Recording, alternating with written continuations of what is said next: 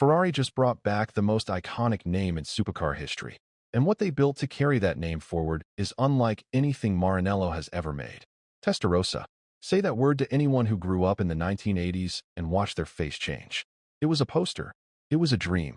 It was the car that made a generation fall in love with Ferrari. That name has been gone for over 30 years. It is back, and this time, it carries 1,035 horsepower. The 2026 Ferrari 849 Testarossa is not a nostalgia act. It is the most powerful production Ferrari ever made. At its core, a 4.0-liter twin-turbo V8 producing 830 horsepower on its own. 3 electric motors add the rest.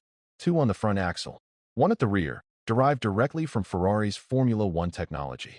Combined system output, 1,035 horsepower. All-wheel drive, 0 to 62 miles per hour in under 2.3 seconds. Top speed over 205 miles per hour. This is the car that replaces the SF90 Stradale. And it replaces it with numbers that make the SF90 look conservative. Ferrari named it with precision. The 8 in 849, 8 cylinders. The 49, the displacement of each cylinder in cubic centimeters. This is not a random number. This is Ferrari telling you exactly what lives under that carbon fiber body. And Testarossa, in Italian, means red head, named for the red-painted cam covers of Ferrari's championship race engines from 1956.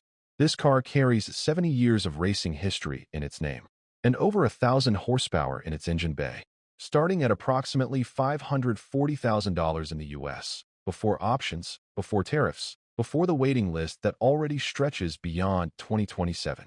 The 2026 Ferrari 849 Testarossa is not a car you buy. It is a car you are chosen for. And right now, it is the most exciting Ferrari on the planet.